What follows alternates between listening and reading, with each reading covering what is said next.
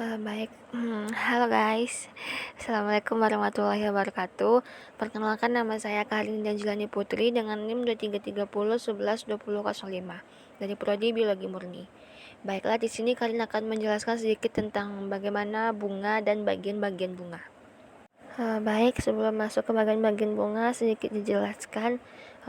Bunga itu merupakan pucuk yang tumbuh menjadi ranting yang diiringi oleh daun-daun yang terspesialisasi, dan ujung ranting itu disebut dengan dasar bunga atau rekaptakulum, dan di bawahnya ada tangkai bunga disebut dengan pedikel. Di dasar tangkai bunga tuh ada daun pelindung disebut dengan braktea, dan bila daun seperti itu tuh pada dasar tangkainya tuh disebut dengan seludang bunga atau spata. Baik, materi yang pertama yaitu tentang bagian-bagian bunga secara umum. Yang pertama ada sepal atau daun kelopak. Secara keseluruhan disebut dengan kaliks. Yang kedua ada petal atau daun mahkota. Secara keseluruhan disebut dengan corolla. Yang ketiga ada stamen atau benang sari, yang secara keseluruhannya disebut dengan androecium, yaitu ada kepala sari atau antera, dan ada serbuk sari atau polen, serta ada tangkai sari atau filamen.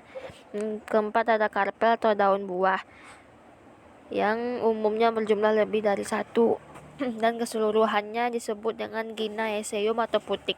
Selanjutnya kita coba untuk membahas bagian bunga dari gambar tersebut, yaitu seperti gambar yang tertera ini.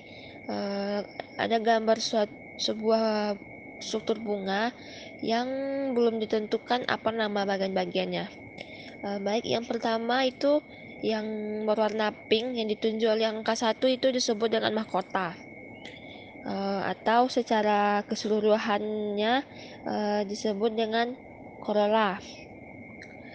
Yang kedua, yang panjang yang di ujungnya ada membulat gitu, ini ditunjuk oleh angka 2, itu disebut dengan kepala sari, dan tangkainya di bawah disebut dengan benang sari.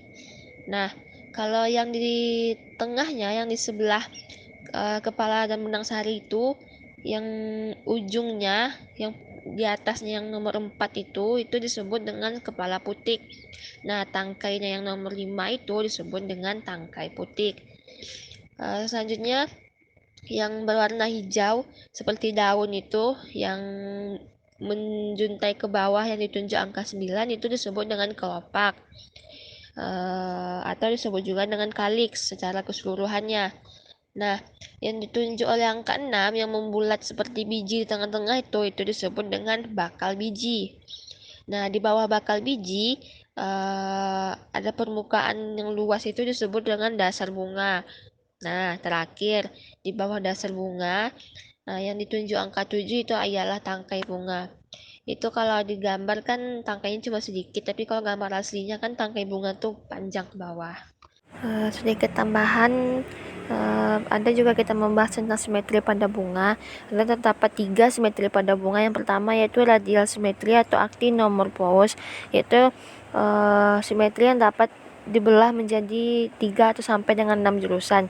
Contohnya yaitu pada pada bunga alamanda dan bunga tasbih, karena kan mahkota itu terdiri dari 5 buah helaian mahkotanya, jadi bisa dibagi menjadi 3 sampai 6 jurusan. Yang kedua yaitu bilateral simetri atau zygomorphous, yaitu yang hanya dapat dibagi dengan 1 jurusan saja.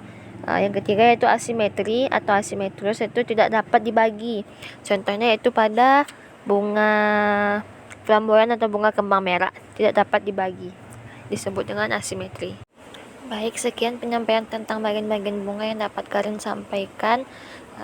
Jika ada salah kata mohon maaf. Assalamualaikum warahmatullahi wabarakatuh. Bye-bye.